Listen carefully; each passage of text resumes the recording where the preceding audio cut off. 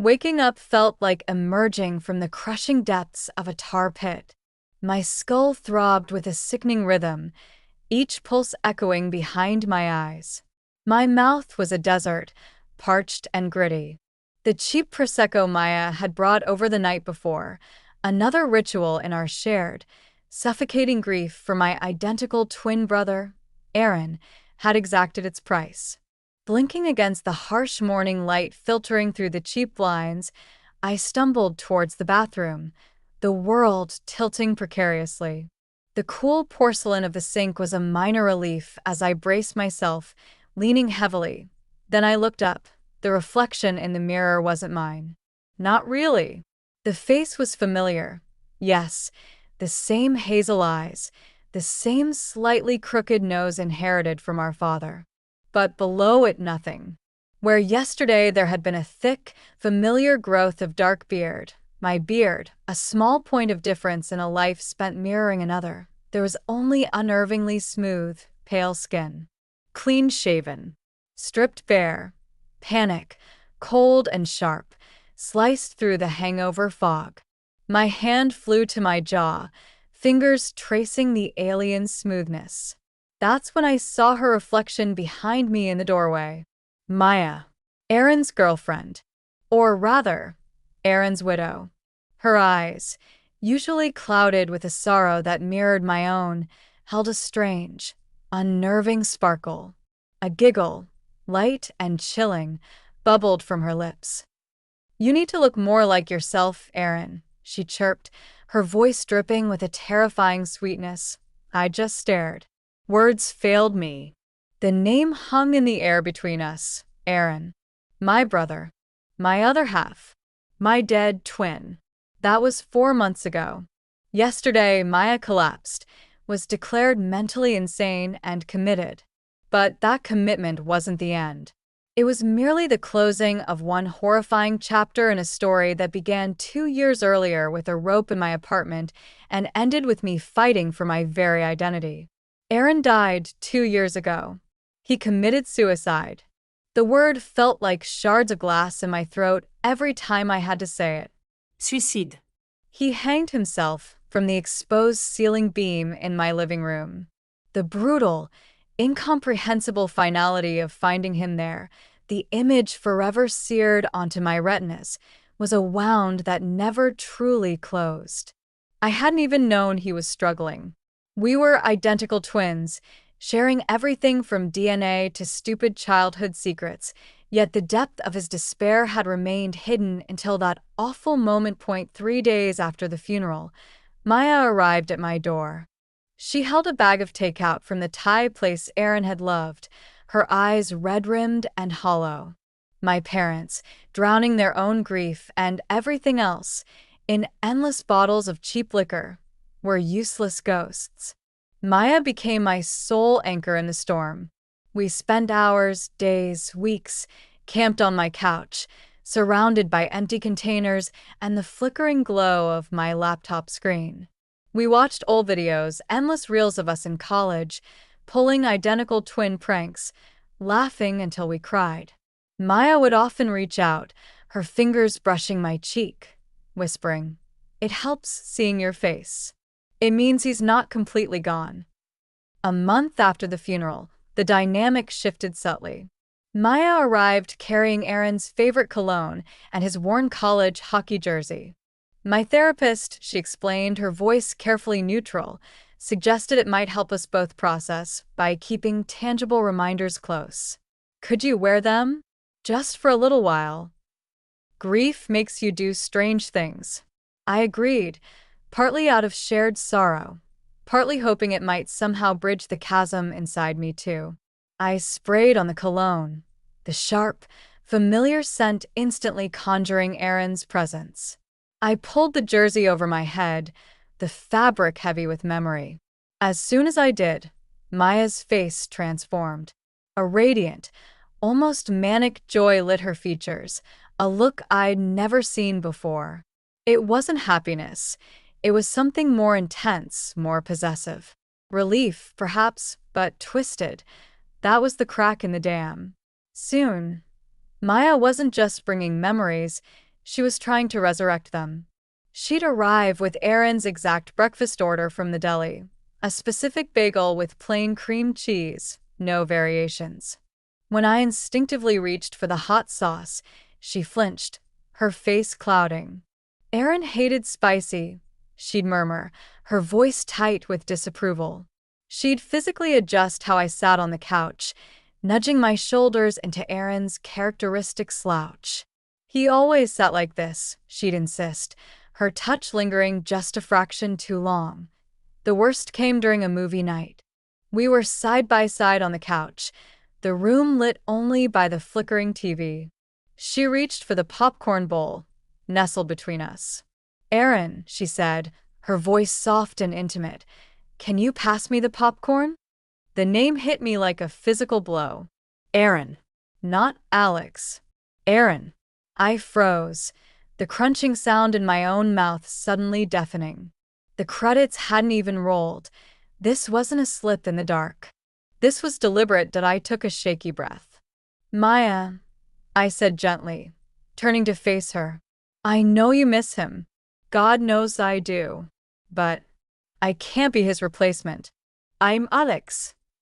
Her response wasn't grief-stricken. It was chillingly matter-of-fact. She met my gaze directly, a strange certainty hardening her eyes. "Replacement? Alex, you don't understand.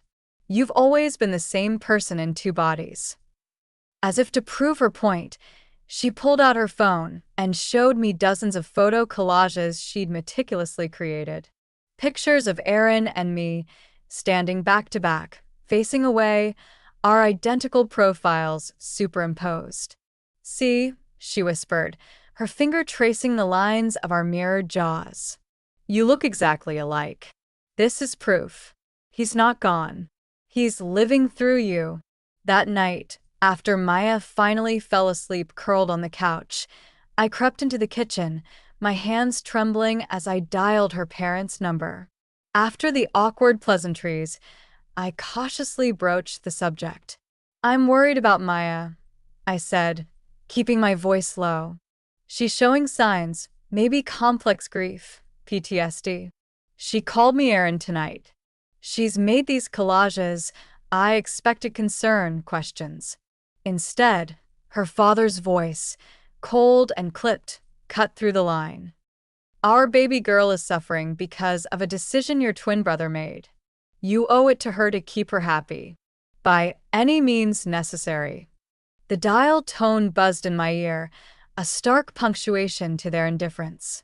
Their words echoed the dark, gnawing guilt I already carried, the belief that Aaron's death was somehow my fault. Their dismissal felt like confirmation. S.O. I let it happen.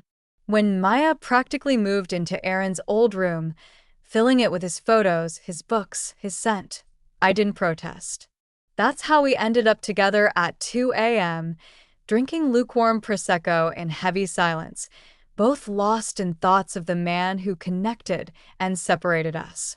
I must have passed out on the couch that I woke to the Sahara in my mouth and the phantom itch of a beard that was no longer there.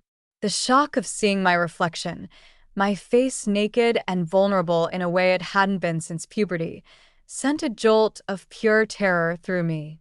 I shook Maya awake, my voice raw. "Maya, what the fuck is going on?" She blinked slowly, consciousness returning. Then she looked at me, and a slow, unnerving smile spread across her face. "Hey, handsome," she murmured, her hand reaching up to stroke my bare cheek. Her touch felt possessive, invasive. "I missed you so much. Did you do this?" I demanded, recoiling. "Of course I did," she giggled, the sound like breaking glass. "You need to look more like yourself, Aaron." Before I could react, she lunged. Her lips crashed against mine with bruising force. I shoved her back onto the couch cushions, trying to be careful even in my panic. "Maya, stop," she screamed, a high-pitched, desperate sound that tore through the apartment. "Your body will remember me if you stop fighting it, Aaron," she shrieked. Then, with horrifying speed, She grabbed the hem of her shirt and started tearing at it, buttons flying. "Stop," I yelled, grabbing her wrists, trying to pin them down. "Maya." He's gone. "It hurts me too, every damn day. But we have to let him go. It's not your fault." She went still for a moment, her eyes searching mine. She nodded, a jerky, almost mechanical movement. "Okay," she whispered. "Okay, Alex." Relieved, I slowly loosened my grip. The moment my hands left her wrists, she scrambled off the couch and bolted for the bathroom, locking the door behind her. I slumped back, heart hammering, running a hand over my painfully smooth face. I never saw that Maya again. When the bathroom door opened, she stood there, holding a pair of long, sharp sewing scissors. Her eyes were flat, devoid of the earlier hysteria, replaced by a terrifying, cold determination.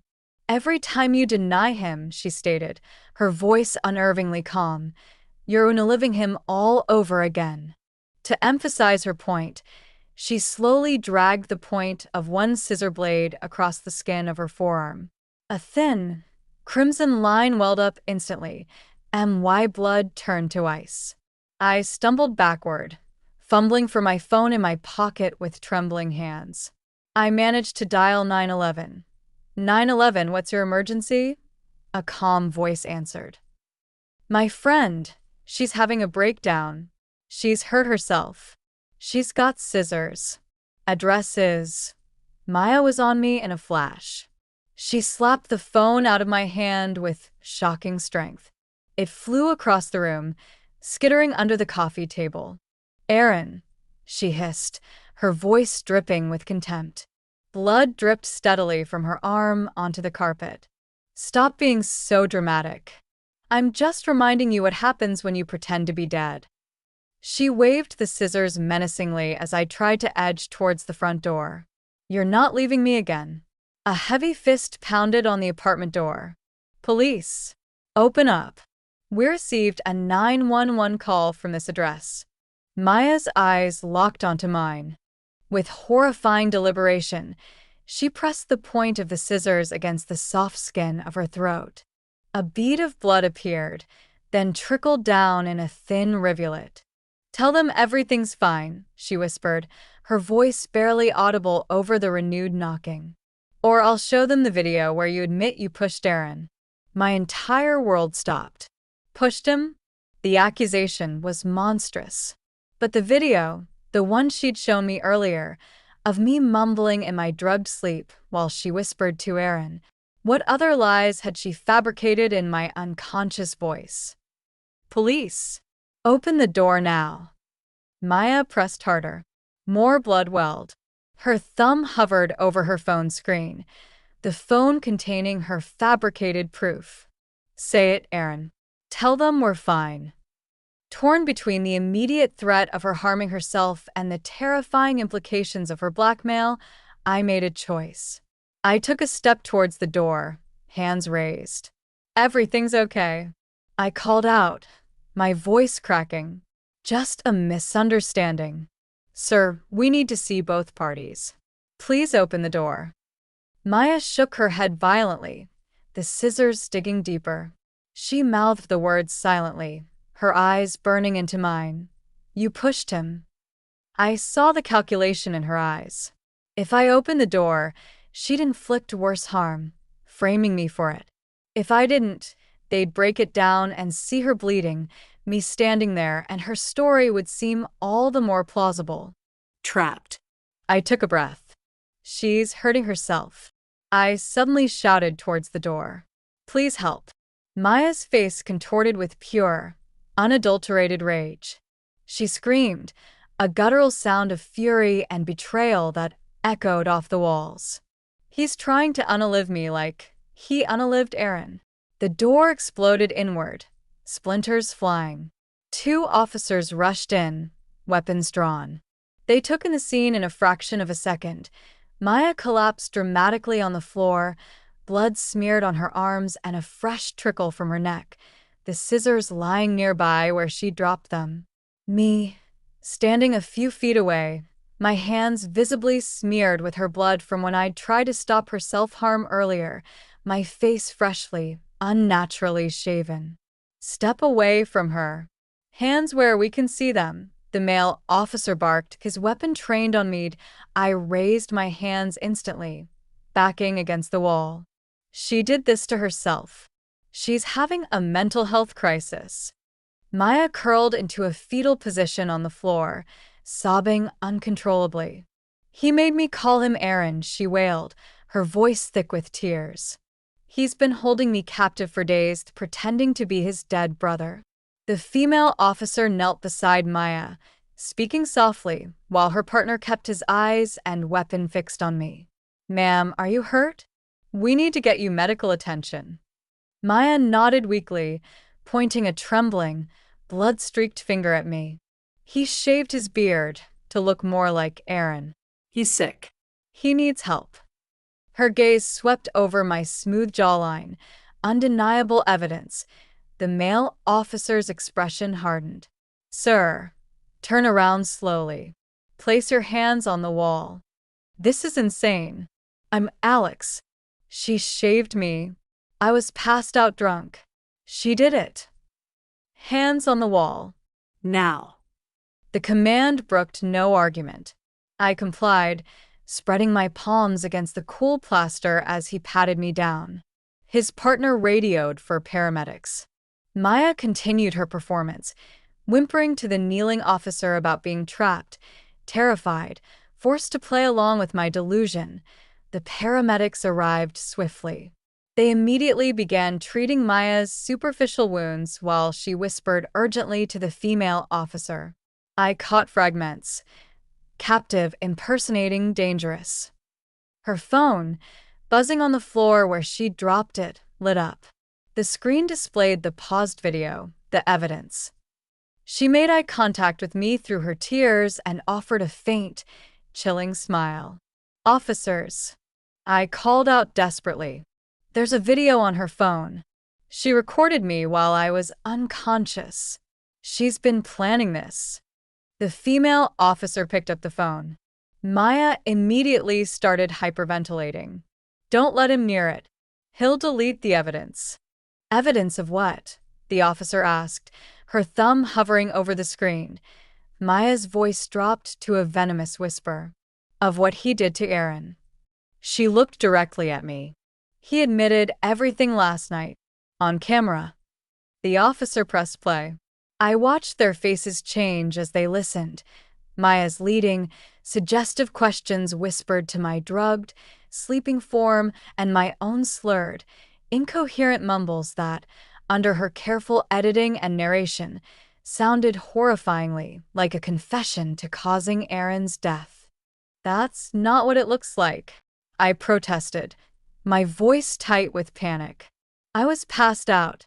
She was putting words in my mouth. She drugged me." The male officer didn't hesitate. He spun me around, pulling my arms behind my back. The cold metal of the handcuffs snapped shut around my wrists. "Sir, you're being detained for questioning. You have the right to remain silent." Maya reached out weakly, grabbing the female officer's sleeve.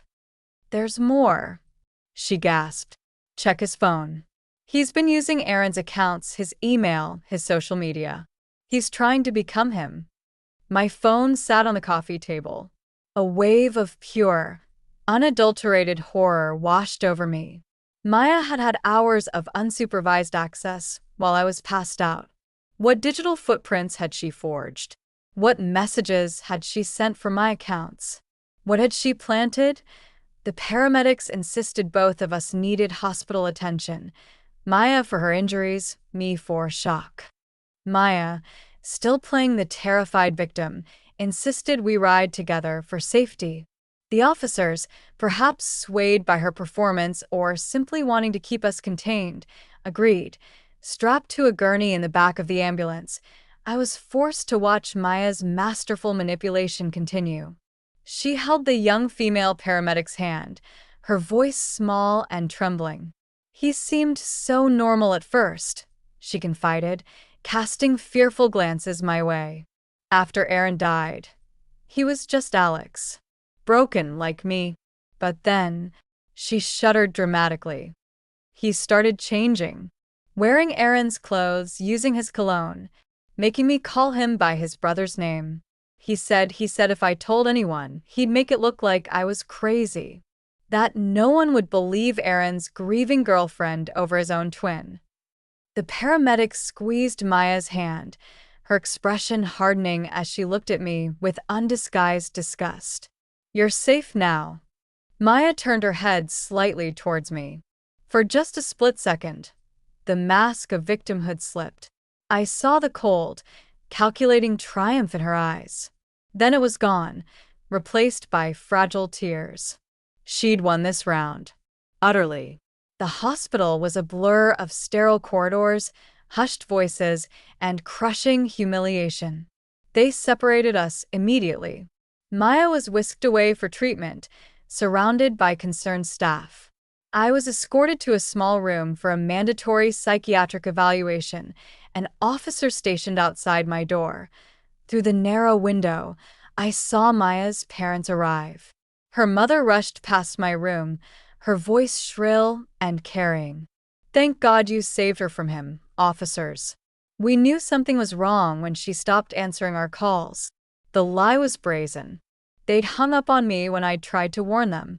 But who would believe me now? A nurse came in to take my vitals.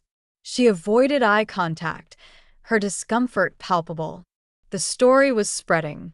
I was the disturbed twin, the imposter, the captured MY phone, now in an evidence bag the officer held, buzzed incessantly with notifications. I could see the screen lighting up, text after text. I glimpsed one from a mutual friend. "Dude, WTF? Why is Maya posting about being rescued? What happened?" She was already controlling the narrative, painting me as a monster on social media. By the time I might get out, my reputation would be ashes. The psychiatrist, Dr. Patel, arrived an hour later. He studied me like a specimen, clipboard in hand. "I'm going to ask you some questions. Please answer honestly." "My name is Alex," I stated immediately, firmly. "Not Aaron. Aaron is dead. He died by suicide 2 years ago." Dr. Patel made a note. "Tell me about your relationship with Maya." I poured out the entire story. Aaron's death, our shared grief, Maya's descent into delusion, the shaving, the scissors, the fabricated video. He listened, nodding occasionally, scribbling notes. When I finished, he set his pen down. "Alex," he began, his tone carefully neutral, "Maya's parents have provided some concerning information. They say you've been calling their home, pretending to be Aaron, that you've been accessing Aaron's bank accounts."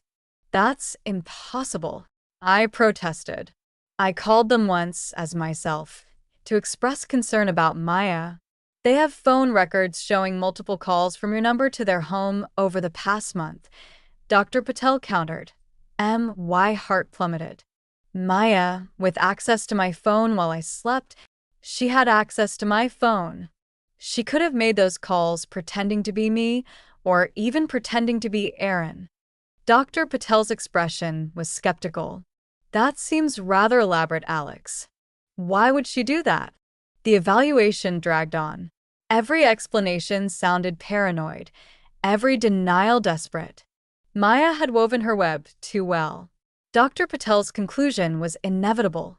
Possible dissociative disorder, complicated grief manifesting as identity confusion. I was admitted for a mandatory 72-hour psychiatric hold for my safety and Maya's. That first night in the narrow hospital bed, staring at the stained ceiling tiles, I grappled with the terrifying reality. Maya hadn't just tried to turn me into Aaron. She'd systematically destroyed Alex. But why? What was her endgame? The answer came the next morning with the arrival of my parents. They stumbled in, reeking of alcohol despite the early hour. My mother wouldn't meet my eyes. "Maybe it's better this way," she slurred, her words thick and meaningless. "If you want to be Aaron so bad, He was always the good one anyway. My father just grunted in agreement. Aaron wouldn't have done this to that poor girl. They stayed 5 minutes. Their golden sun was gone, and now the flawed spare was self-destructing. They left me drowning. The social worker brought the next bombshell that afternoon. Maya is claiming she's pregnant, she said gently, watching my reaction carefully. She says it's Aaron's baby and that you've been forcing her to pretend the baby is yours. I laughed. I couldn't help it. The sheer, grotesque absurdity broke through the numbness. Aaron's been dead for 2 years. How could she possibly be pregnant with his baby? The social worker's face remained impassive. She says she froze his genetic material before he died. That you've been trying to steal your brother's legacy. Maya was constructing her narrative with terrifying precision, adapting each lie to counter any objection. The fake pregnancy was a masterstroke, the ultimate symbol of Aaron's living legacy, positioning her as the victimized guardian of his memory and me as the monstrous thief trying to steal it. The layers of manipulation were dizzying. That evening, an older nurse with kind, knowing eyes brought my dinner. As she set down the tray, she leaned close, her voice barely a whisper. I've seen this before. Not exactly this, but close enough. Document everything. Every interaction, every claim. Write it all down. Dates, times, what was said. You'll need it. Before I could respond, she was gone. Her words sparked a desperate resolve. That night, under the dim bedside light, I started writing. I filled pages with every detail I could remember about Maya's behavior over the past months. The gradual encroachment, the manipulation of my grief, the slow, insidious escalation from shared sorrow to full-blown delusion and violence. By morning, I had a damning chronology. But who would read it? Who would believe the ramblings of the man accused of such horrors? Salvation came in the form of Sarah Chen, my court-appointed public defender. Unlike everyone else, she actually listened. She read through my notes carefully, asking sharp, clarifying questions. There are inconsistencies in Maya's story, she admitted finally, tapping her pen on the legal pad. The timeline doesn't add up. But Alex, she's convincing. And she has evidence. Tangible evidence. Fabricated evidence. I insisted. Prove it, Sarah said bluntly. That's the challenge. How do you prove she manipulated everything when she's been so careful? When she's turned your own grief against you? Sarah promised to investigate, to look for holes. But she warned it would take time. Meanwhile, Maya was free, spinning her web wider. The next day, the police informed me they'd executed a search warrant on my apartment. What they found was devastating. Aaron's clothes hanging in my closet, his toiletries in my bathroom cabinet, his photos prominently displayed on my walls, replacing pictures of my own life. I didn't put those there. I protested to the detective who visited. Maya must have planted them. When? The detective asked, skepticism etched on his face. When did she have time to redecorate your entire apartment? The horrifying realization dawned. She hadn't done it all at once. She'd done it gradually, insidiously, every time she came over, moving a shirt here, placing a photo there, while I was lost in grief and alcohol.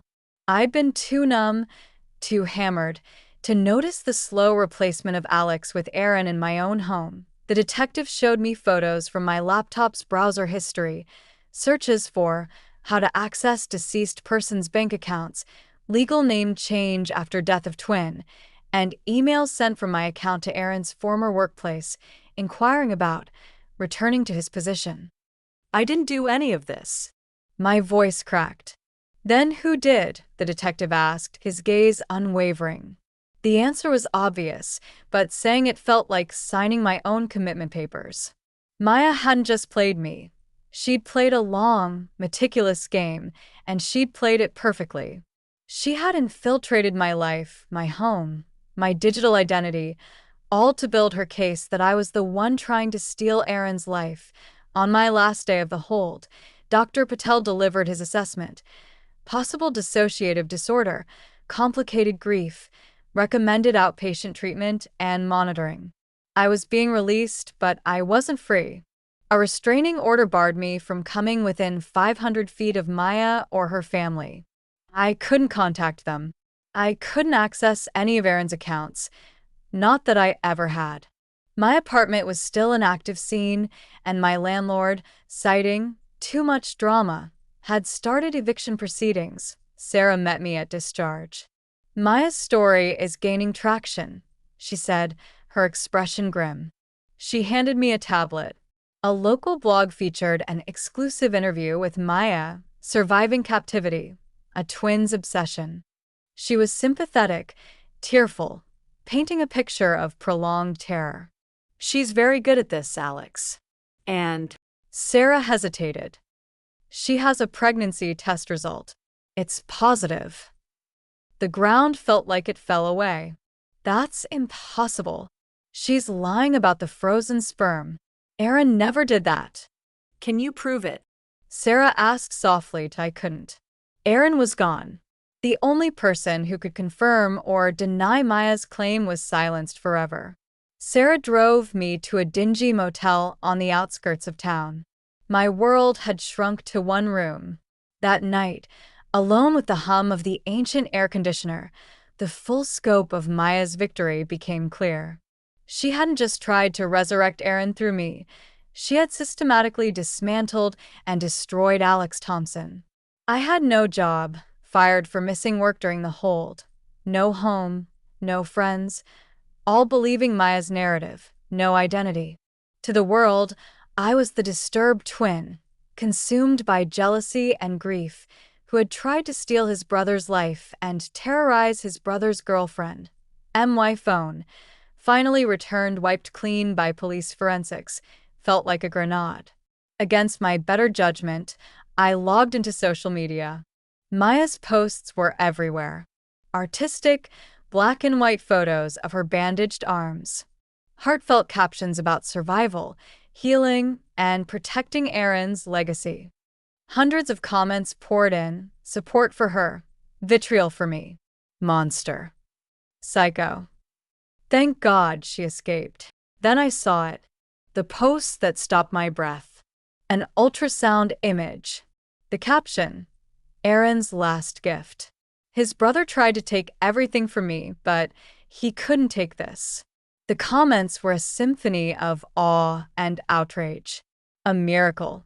How brave to preserve his legacy. That monster tried to steal even this. Fury, white-hot and blinding, surged through me. I threw the phone across the room. It hit the wall with a sickening crack, the screen spiderwebbed but still glowing with Maya's lies, just like my shattered life. The next days were a blur of futile attempts to rebuild. Potential employers Googled my name and recoiled. Landlords ran background checks and found restraining orders and psychiatric holds. Maya's poison had seeped into every facet of my existence. A week after release, I saw her. At a grocery store, buying ramen and cheap beer with my dwindling cash. She was in the produce section examining avocados. Her belly showed a noticeable curve, too pronounced for a pregnancy, supposedly only a few weeks along according to her earlier timeline. She saw me at the same moment. Her eyes widened in perfectly rehearsed terror. She dropped the avocados, backing away, her hand flying protectively to her stomach. "Help!" she screamed, her voice piercing the quiet store. "He's here. He's violating the order." Panic seized me. I turned and ran, abandoning my groceries, sprinting for the exit. I heard shouts behind me, someone calling 911. I made it to my car, but I knew it was over. Security cameras. Witnesses. The narrative confirmed. The obsessed stalker. Sarah called within the hour. "Turn yourself in, Alex. We'll explain it was a chance encounter." But who would believe that? To them, it was proof of my obsession. Sitting in the motel room, watching the sunset paint the grimy windows orange, I made a decision. Fighting Maya's story head-on was impossible. Her lies were too entrenched. But Aaron's death was the root. The official story never sat right with me. He hadn't shown signs of deep depression, never talked about ending things. Something had driven him to that point. And Maya had been deeply involved in his life in the weeks before I opened my laptop, not for illegal digging, but for public records, old social media posts from 2 years ago, news snippets. What I found sent chills down my spine. In the weeks before his death, Aaron had posted vague but troubling updates. Posts I'd missed, too busy with work, too confident my twin was fine. Feeling trapped. Someone not respecting boundaries. Scared. Friends commented, concerned. Jake had asked about an intense thing at the coffee shop. Aaron's reply, "It's handled. Just dealing with stuff." Then, a week before he died, his social media went dark. I'd assumed he was busy with Maya. Now, I wondered if he'd been silenced. I called Sarah, breathless. There's a pattern. Look at her behavior with me. What if it wasn't the first time? What if she did something to Aaron? Sarah sighed. Alex, I understand you want answers. But Aaron is gone. We can't ask him. This what if isn't evidence. Frankly, pursuing this makes you look more obsessed, not less. She was right, but I couldn't let it go. Aaron deserved the truth. And maybe, just maybe, that truth could shatter Maya's carefully constructed lies. My investigation had to be meticulous, invisible. Another violation could be the end of me. But somewhere, buried beneath grief and lies, was the real story of why my brother died. And uncovering it might be the only way to free us both. The motel room became my war room. I pinned Aaron's photos to the wall, created detailed timelines on scraps of paper, mapped every interaction I could recall between him and Maya. My laptop glowed with archived posts, news clippings, public records. Each piece a fragment of a puzzle I should have solved years ago. 3 days in, I found a crucial clue, a comment on Aaron's Instagram from Jake, dated 2 weeks before his death. Bro, you okay? That thing at the coffee shop looked intense. Aaron's reply, "It's handled." I messaged Jake from a new, anonymous account. His response was immediate and alarmed.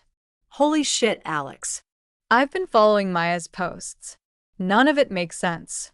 Can we meet? We met at a park far outside the restraining order radius. Jake arrived nervous, constantly checking over his shoulder. He sat as far from me as the bench allowed. That day at the coffee shop, he started without preamble. Maya was different. Possessive. She kept touching Aaron, adjusting his clothes, fixing his hair. When he tried to leave, she grabbed his wrist hard. Left marks. Said something like, "You can't abandon me like everyone else." My hands clenched into fists. What did Aaron do? He looked terrified, Alex. I'd never seen him like that. He kept apologizing, trying to calm her down. She was crying, saying he was all she had left. Jake paused, his face pale. There was something she kept repeating. "You can't leave me like Lily did." Who's Lily? No idea. But after that day, Aaron stopped hanging out. Stopped answering texts. I figured they'd worked it out. Jake looked genuinely disturbed now. "Knowing what she did to you." I thanked him and left quickly. Back at the motel, I searched Lily plus Maya. The results turned my blood to ice. Lily Chin, Maya's younger sister, died by suicide 5 years earlier, aged 19. The obituary photo showed a girl strikingly similar to Maya. Delving deeper, I found a memorial page. One comment stood out. Lily was trying to distance herself from toxic family dynamics. She was so close to freedom. The parallels were horrifying. A sister trying to leave. A sister who looked like Maya. A sister who chose death. The pattern was undeniable. My phone buzzed. An unknown number. An elderly, trembling woman's voice. "Is this Alex? I'm Mrs. Patterson. I live next door to Aaron's old apartment. I saw the news. What that girl is saying, it's not right." "What do you mean?" My heart hammered against my ribs. "I have security cameras. Old habit. They picked up things. Maya visiting at odd hours. Arguments. The night before." Her voice trailed off. "I can't get involved officially. But if you happen to find a flash drive in your mailbox at that motel, well, I can't control where things end up." The line went dead. 2 hours later, tucked under a pizza flyer in the motel's communal mail area, was a small flash drive. My hands shook as I plugged it in. Grainy but clear footage filled the screen. Timestamped videos. Maya arriving at Aaron's apartment at 2 a.m., 3 a.m., 4 a.m. One showed Aaron in the doorway, visibly trying to close it while she wedged her foot in. Another showed her sitting in her car outside for hours, just watching. The final video was dated the night before Aaron died. Maya arrived at 11 p.m. carrying a bag. She left at 3 a.m. The bag looked emptier. I copied everything frantically, uploading it to multiple secure cloud storage accounts. Evidence. But evidence of what? Stalking? Harassment? Or something far darker? Sarah called the next morning. "We have a problem. A big one." Maya's filed a civil suit. Emotional distress, loss of consortium, intentional infliction of emotional harm. She's suing you for impersonating Aaron and traumatizing her. Her lawyer is top tier. Her parents are bankrolling this. Of course they were. The same parents who told me to keep their daughter happy by any means necessary. "There's more," Sarah continued, her voice tight. She submitted evidence of her pregnancy. Medical records showing she's 14 weeks along. I did the math. 14 weeks meant conception around the time she'd started staying at my apartment, after she'd begun calling me Aaron. "Sarah, that timeline doesn't match her frozen sperm story." "I know," Sarah sighed. "But she's claiming now that the trauma of your impersonation caused her to misremember dates. That stress affected her memory." Maya was adapting, evolving her lies to fit any contradiction. Later that day, an email arrived from Aaron's former employer. Someone claiming to be Aaron's twin had been calling, asking about his final timesheets and personal belongings. They wanted to verify if it was legitimate. I hadn't made those calls. Maya was still actively framing me. I called them back, explaining the situation. The HR rep sounded sympathetic but cautious. "Actually, Mr. Thompson," she added, "there's something you should know. Aaron submitted a formal complaint about 2 weeks before he passed. Harassment. He didn't name names, but mentioned a girlfriend who wouldn't respect boundaries, kept showing up during his shifts. Security had to escort her out twice." Another piece. "Do you still have that complaint on file?" "We do, but we can't release it without a subpoena." Another dead end pointing towards the truth. That evening, reviewing Mrs. Patterson's footage again, I noticed something new. As Maya was leaving Aaron's apartment in one clip, a small, white, rectangular object fell from her bag. She quickly scooped it up, but the camera caught it. I enhanced the image. It looked like a prescription bottle that on a hunch. I called the pharmacy where Aaron used to fill prescriptions. Pretending to inquire about my own meds, I casually mentioned my brother. "Oh, Aaron," the pharmacist said, her voice softening with remembered sadness. "Such a tragedy. He was just in the week before, filling a new prescription. For anxiety. Said he was having terrible trouble sleeping. Poor thing looked exhausted." Anxiety? Aaron had never struggled with that before. Never needed medication. What had happened in those final weeks to cause such a drastic change? I thought of the white bottle falling from Maya's bag. Of Aaron's sudden need for pills. Of how he died. The picture forming was too horrifying to contemplate. My grim investigation was shattered by a sharp knock on the motel door. A process server handed me the civil suit papers. Maya's claims were laid out in cold legal language: severe emotional trauma, endangerment of her pregnancy, violation of her deceased boyfriend's memory. The damages she sought? An amount chillingly close to Aaron's life insurance payout. Money. It was always about the money. The fake pregnancy, the frame job, the performance, all leading to this payout. But buried in the filing was another bombshell. Maya claimed to have video evidence of me practicing being Aaron. Footage of me in his clothes, mimicking his mannerisms, studying his photos. I knew instantly what she meant. The night she drugged me, she hadn't just shaved me, she'd posed me, dressed me, recorded me while I was unconscious, building her evidence cache for this exact legal shakedown. Sarah met me at a diner to discuss strategy. She looked exhausted. Alex, I need to be honest. This case looks bad. She has documentation, witnesses, evidence. You have theories and suspicions. I have the security footage from Mrs. Patterson, obtained illegally, inadmissible. The pharmacy records show Aaron was struggling, but prove nothing about Maya.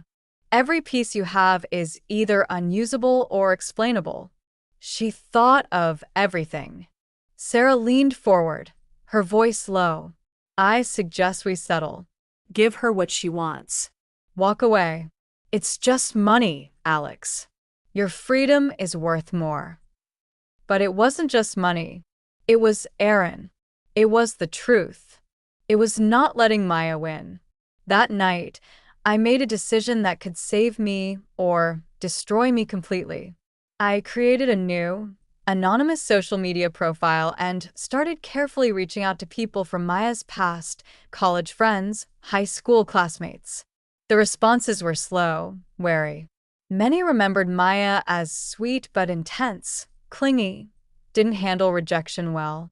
Then, a message that changed everything. I dated Maya for 3 months in college. It ended when she started insisting I was her sister Lily reincarnated. She'd make me wear Lily's clothes, style my hair like hers. When I tried to break up, she threatened to hurt herself. I had to transfer schools to get away. Attached were screenshots of old messages from Maya.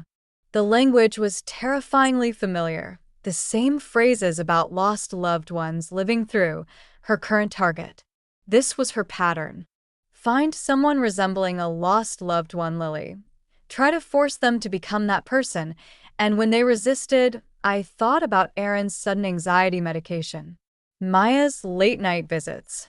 The bag she carried the night before he died, leaving emptier. What if Aaron hadn't chosen to die? What if he'd been driven to it? Or, worse, my phone rang. Sarah. Alex, where are you? Maya's filed an emergency injunction. Says you've been stalking her online, contacting her friends. There's a warrant. You need to turn yourself in now. How did she know? I'd been so careful. Used fake accounts. Then it hit me. She was monitoring me. Maybe she had spyware on my devices from when she had access. Sarah, I found evidence. A pattern. She's done this before. It doesn't matter right now. Come in before they arrest you. I agreed to meet her at the station. But first, I compiled everything: the security footage, Jake's account, Marcus's messages, the college ex, the pharmacy info, the timeline discrepancies. Multiple copies. Emailed to Sarah. To myself, uploaded everywhere. If I was going down, the truth would survive. I grabbed my keys. My laptop dinged. A new email. The sender address froze my blood. Aaron Thompson at. Comma subject line. Stop looking or she'll do to you what she did to me. The message body was stark. Check the news tomorrow. Impossible. Aaron was dead. I'd found him. This was another manipulation. But the timing, the chilling message.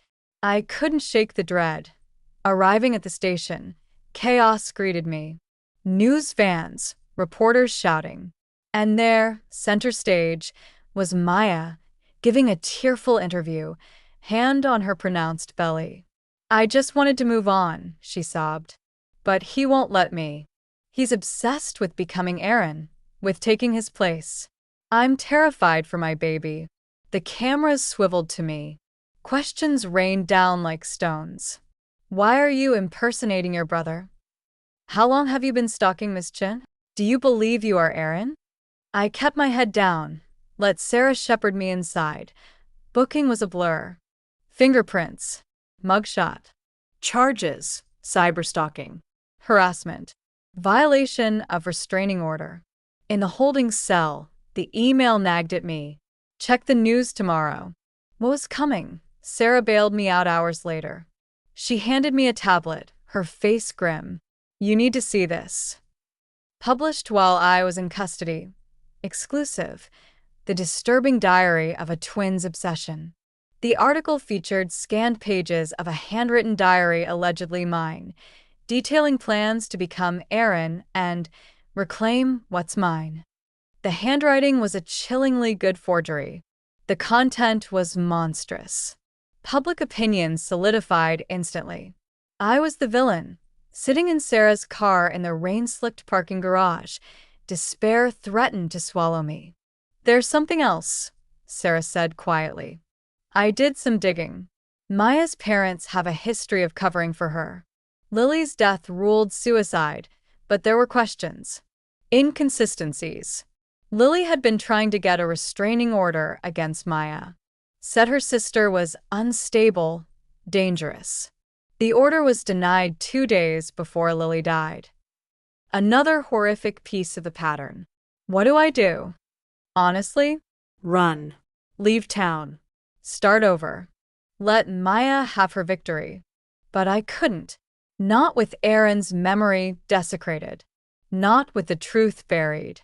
Not with Jake's younger brother, Tommy, potentially next in line. That night, back in the motel, I found another flash drive slipped under my door. No note. Just one video file. Security footage. Inside Aaron's apartment. Dated the night he died that I watched in paralyzed horror. Maya entering with her bag. Aaron already slumped unconscious on the couch, drugged, just as I had been. Maya moving with methodical precision, setting up the scene, positioning items, taking photos, writing something, a note. Then, the unspeakable. Maya waking Aaron just enough for him to be groggy, disoriented, but compliant. She led him, guided him, his movements sluggish, trusting, confused. The video cut off before the end, but I knew with absolute, soul-crushing certainty. Aaron hadn't killed himself. He'd been murdered. Maya had staged it to look like suicide. And she was setting me up to be her next victim, legally, socially, or literally. The email from Aaron's account made sense now. Someone else knew. Someone with evidence. Someone warning me to stop before Maya decided I was too big a threat. But who? And why warn me instead of going to the police? My phone buzzed. A text from an unknown number. "Meet me at the old warehouse on Pier 47. Midnight." Come alone. Someone who knew Aaron. A trap. Everything screamed danger. But I was out of options, allies, time. Maya had won every battle. She'd destroyed my reputation, my freedom, my future. She'd murdered my brother, and was now carrying some other man's child while claiming it was Aaron's, all to steal his life insurance. I had 2 choices. Disappear forever or face whatever waited in the dark. I chose the warehouse. Part 2. Confrontation, revelation, and reckoning. The old warehouse on Pier 47 loomed like a decaying monster against the night sky, its broken windows staring blindly out at the dark water. Rain slicked the deserted parking lot, reflecting the distant, sickly glow of harbor lights. 11:58 p.m. I parked behind a crumbling concrete barrier, the engine's death rattle echoing in the silence. Midnight. Exactly on the hour, a figure detached itself from the deeper shadows near a loading dock. Tall, lean, moving with a familiar gait that sent my heart slamming against my ribs. Aaron? The impossible hope was a physical ache. He stepped into a dim pool of light cast by a single, flickering security lamp, not Aaron. The build was similar, yes. The height. But the face was wrong. Narrower jaw, sharper nose, a scar bisecting one eyebrow. The man raised his hand slowly, palms out. "I'm Marcus," he said, his voice low and urgent. "Maya's ex from college. The one who messaged you." Relief warred with disappointment, sharp and sudden. Of course it wasn't Aaron. Why the cryptic message? I demanded, staying by the car, wary. "Because Maya monitors everything," Marcus hissed, glancing over his shoulder into the darkness. "She has spyware, Alex. Probably on your phone. Maybe your laptop from when she had access. I had to make sure you'd come alone, and that she wouldn't intercept." He pulled a thick manila envelope from inside his jacket. "We don't have much time. She'll know you're here soon." I took the envelope. Inside were photos, printed chat logs, medical records, even a copy of a campus police report. 3 years ago, Marcus explained rapidly, Maya targeted my roommate, Ben. Said he was Lily reborn. Started the same shit, making him wear her clothes, copying her mannerisms. When Ben tried to break it off, threatened to expose some fake scandal, then helped him along. Made it look like an accidental overdose. I couldn't prove it, but I knew. I've been documenting her ever since. He pointed to the papers. Ben was the third. After Lily. Then a girl from her high school who looked like Lily. Then Ben. Then your brother. Now you. Why didn't you go to the police? I asked, flipping through the damning evidence. Pictures of Ben dressed in feminine clothes, screenshots of Maya's increasingly unhinged messages. With what? Marcus scoffed. Suspicions? Circumstantial crap? Her parents have money, connections. They've been cleaning up her messes for years. Small-town politics. He pulled out his phone, showed me a text received yesterday. Found someone new. Tommy. Reminds me of Aaron at 15. So full of life, for now. My blood ran cold. Jake's brother. The cycle was accelerating. There's more, Marcus continued. That video you found of Aaron's last night? I sent it. My friend works building maintenance for that complex. He pulled it from their backup server before Maya's parents could have it wiped permanently. He handed me a business card. Detective Elena Rodriguez. She's new. Transferred from the city. No local ties. She's been asking questions about the Chens. She's expecting your call. But Alex, his voice dropped to a whisper. Be careful. The pregnancy thing, she pulled the same stunt with me. Bought a fake belly online. But this time it's different. She's taking it further. My phone buzzed violently. Sarah. Alex. Where are you? Maya just filed another report.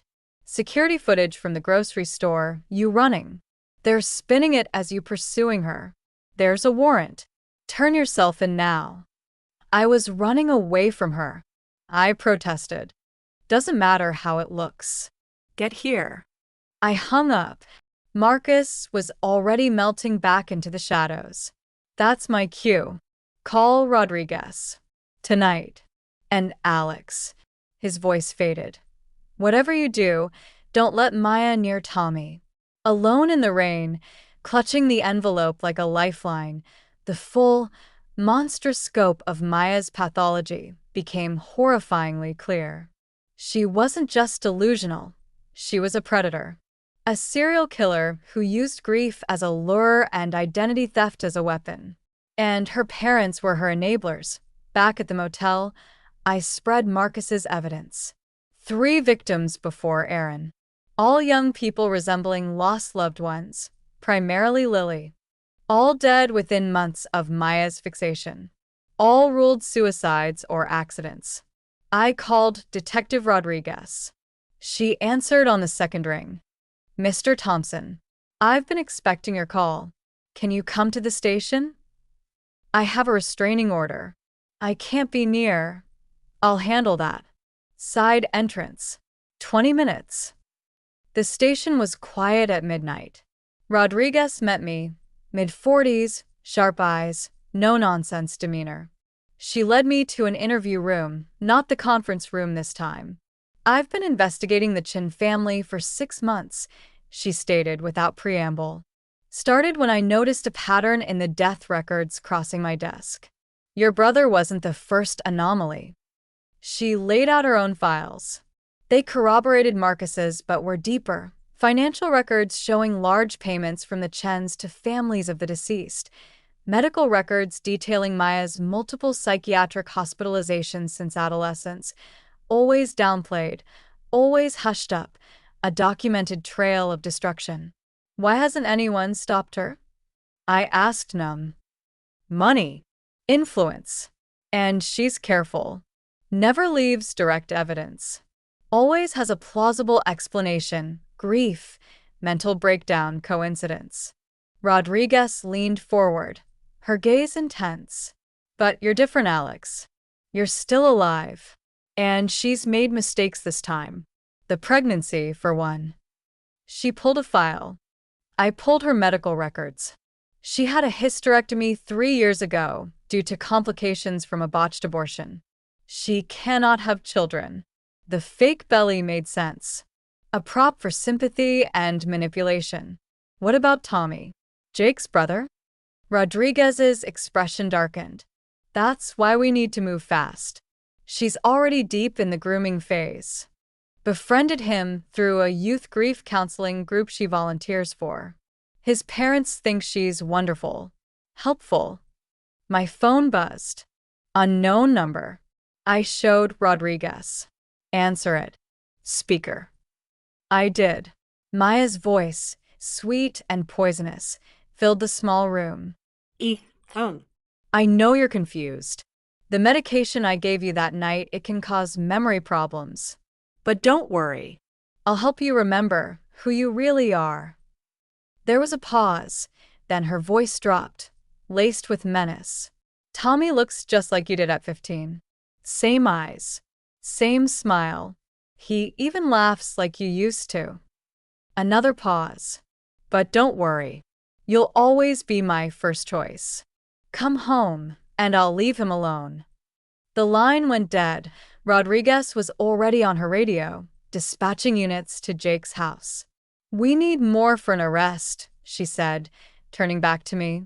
The fake pregnancy isn't enough. Her parents will claim mental breakdown, get her committed short-term. She'll be out in a year, hunting again. What about the inside footage of Aaron's apartment? Inadmissible. Illegally obtained. Rodriguez was silent for a moment, thinking. Unless we get her to confess. On record. She's escalating. Getting sloppy. The fake pregnancy, targeting a minor, calling you directly. She's losing control. She outlined a plan. Dangerous. Simple. I'd meet Maya, wearing a wire. A mediation meeting about her civil suit. Sarah would set it up. I'd steer the conversation, try to get her to admit what she did to Aaron, what she planned for Tommy. IT was a huge risk. If she suspected the wire, if she snapped, I'll do it, I said without hesitation. For Aaron, for Tommy, for all the others. The meeting was arranged for that afternoon. Rodriguez's text spent the morning prepping me. Where to sit, how to phrase questions, managing my reactions. The wire was tiny, taped high on my chest, but it felt like a target. Sarah and I arrived at the courthouse annex early. The small conference room felt like a stage set for disaster. Maya arrived with her expensive lawyer and her parents. She was dressed conservatively, the fake baby bump prominent under a tailored jacket, the picture of vulnerable victimhood. Her father glared daggers. Her mother stared at the floor. The lawyers droned on about settlement figures, liability, damages. I barely heard them. My focus was laser-locked on Maya. Finally, the lawyers stepped out to confer. Maya's parents followed, her father muttering about needing air. We were alone. Maya's mask dropped instantly. The vulnerable victim vanished, replaced by the chillingly possessive gaze I knew too well. You look tired, Aaron, she purred, leaning back in her chair, studying me. I'm not Aaron. I kept my voice flat. You say that, she smiled, a predator's smile, but your body remembers. The way you're sitting right now, that little tension in your shoulders, that's exactly how Aaron sat when he was nervous. She tilted her head. Tell me about Lily. Her eyes flashed, a spark of fury quickly masked. What about her? She was the first, wasn't she? I pressed, keeping my tone conversational, despite the wire feeling like a brand. The first one who tried to leave you? Lily didn't try to leave. Maya snapped, her hand instinctively going to her fake bump, rubbing it possessively. She was confused. Thought she needed space. Her gaze turned distant, then sharpened back on me. Just like Aaron was confused. But I helped them both find peace. My heart hammered against the wire. This was it. How did you help Aaron? I asked, forcing calm into my voice to slow. Unnerving smile spread across her face. He was suffering, Aaron. All those pills, the anxiety, the insomnia. He couldn't live without me, but he was too proud, too weak to admit it. She leaned forward conspiratorially. So I made it easier for him. Just a few extra pills in his drink, enough to make him compliant. Her eyes held mine, devoid of remorse, filled with a terrible certainty. Then I showed him how to tie the knots. Properly. He was so peaceful at the end. Almost grateful. Her smile widened. And now Jake's brother. Tommy, he's special. He has your spark, Aaron. I can see it. He just needs time to remember. You're going to kill him too, I stated, the words heavy in the air. Kill? She looked genuinely offended, drawing back. I don't kill anyone, Aaron. I help them transition. When they're ready to leave this flawed form and find a new one. Her hand stroked the fake bump. Like this baby. It's Lily. Finally coming back to me. Time for the final push. Maya, I said quietly, deliberately. You can't have children. You had a hysterectomy. For the first time, genuine uncertainty flickered across her face. Then it vanished, replaced by a brittle laugh. Medical records can be faked. Doctors can be wrong. I know it's growing inside me. She stood up abruptly, moving closer. Her presence felt oppressive. But you're right about one thing, Aaron. Tommy isn't you. You are. You've always been Aaron. The other one, Alex. She spat the name. He was just the spare. The shadow. She reached out to touch my face. I caught her wrist, stopping her cold. Don't touch me. She yanked her hand back, a flicker of that familiar rage in her eyes. But she smiled. See? Even your anger, it's exactly like his. She backed towards the door. The offer stands. Come home. Be who you really are. And Tommy stays safe. Keep fighting. Her smile turned icy, and I'll have to help him transition.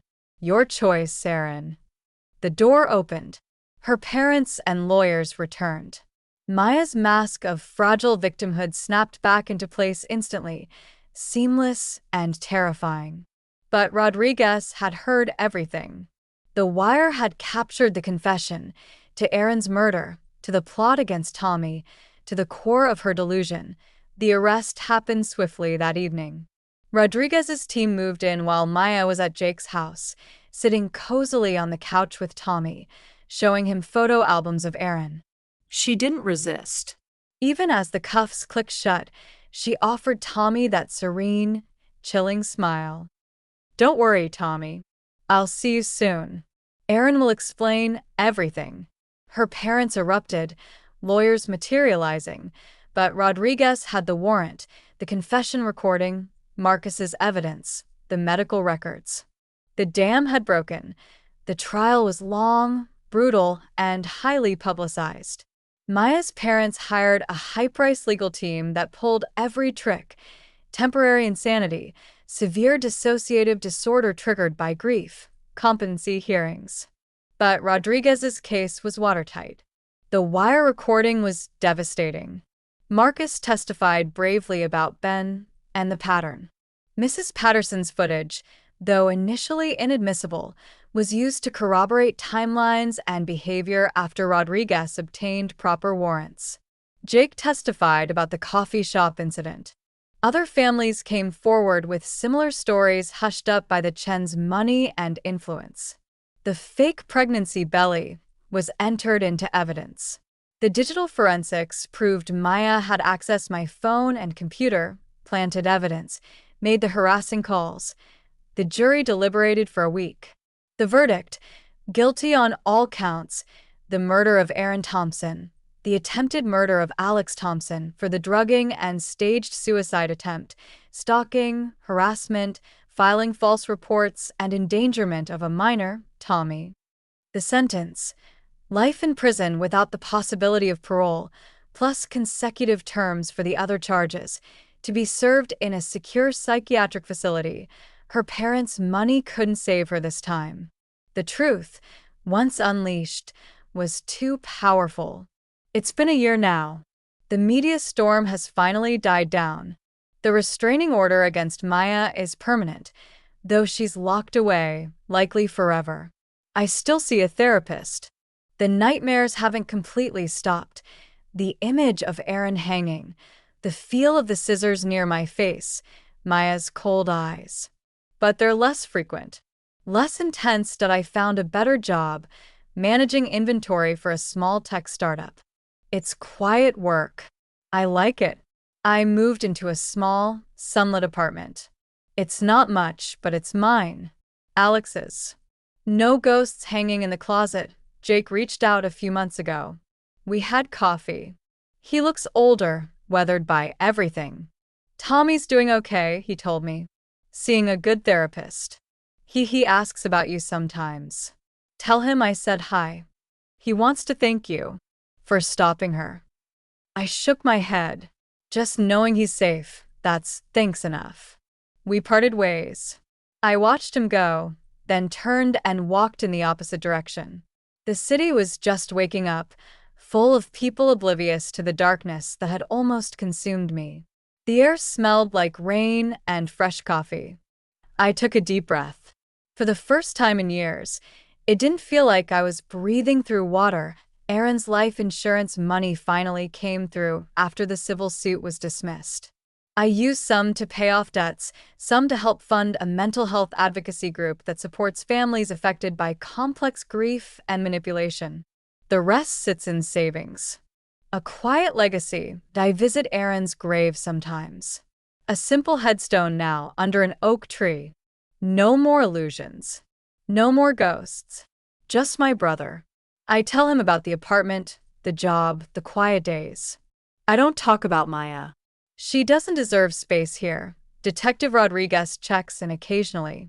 The case made her career, but she wears it with a somber pride. You did good, Alex, she told me after the sentencing. He'd be proud. I hope so. I finally feel like Alex again. Not Aaron's shadow. Not Maya's pawn. Just Alex. Bruised, scarred, but finally free. The face in the mirror is my own. The beard is growing back.